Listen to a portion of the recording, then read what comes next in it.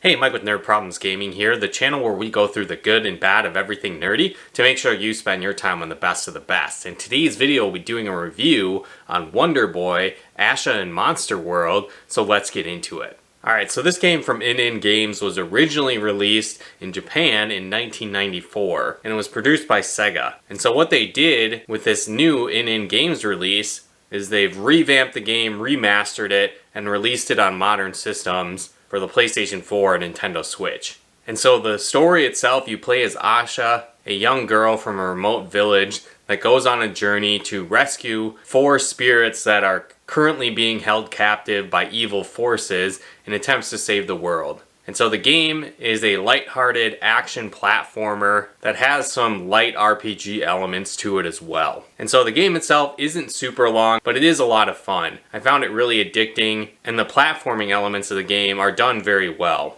It kind of holds your hand at the beginning of the game though, so you probably won't find much of a challenge until some of the later stages where some of the platforming gets more intense. I also found that some of the puzzles can get a little bit confusing in the game, so it might take you some extra time to figure it out, or maybe you have to look up a walkthrough on the game to get past certain areas. But I like the graphical style. It's a cel-shaded style as you play through the game, and you go through a lot of different unique environments as well. So you'll find yourself deep in jungles, in frozen tundras, going through a massive casino and more. Also, as you play, you have a unique sidekick that can help you double jump, get past certain areas, open secret doors, and more. And so that's cool because as you play throughout the game, they'll acquire new powers and can help you reach later areas in the game. The game also has a lot of different secrets to it as well. And so like I said, it's got some minor RPG elements, so as you kill enemies, you'll acquire gold, and later once you reach the town, you're able to invest that gold into bracelets that increase your HP, new swords and weapons, and also shields that can help protect you against various damage types in the game.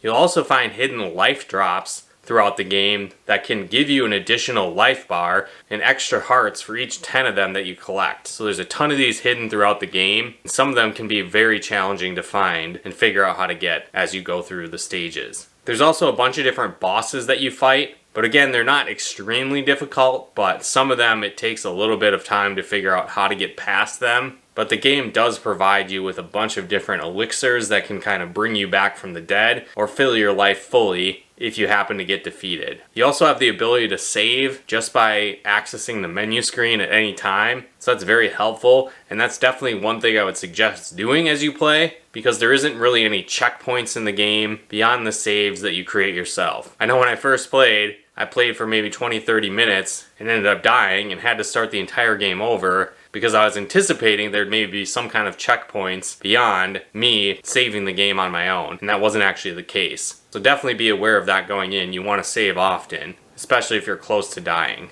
Now if you get the physical release of the game, it actually includes the original release of the game as well, which is really cool. So if you want to play through the game in that 16-bit graphic style and try the challenge of the game that way, you get that as well. But if you do download the digital version, it doesn't come with that option, so it might be a good bet to pick up the physical version if you really want to play that aspect of the game. Personally though, I felt like they played almost exactly the same, so unless you really want to experience that 16-bit version, you can probably just go with the digital download. But again, if you're a completionist or you want to play the original version of the game, go for the physical version as you'll get access to both. Also, I feel like the original version is a little bit harder because instead of having the ability to save any time by just accessing the menu, there are designated save points when you talk to the old sage, and he'll let you save then. So again, maybe you want more of a challenge because again, this remastered version isn't that difficult. You might want to check out the original version of the game, included with physical copies of the game. But overall, I enjoyed the game. Not super long, but it was definitely a lot of fun. So if you want to check out a cool action platformer,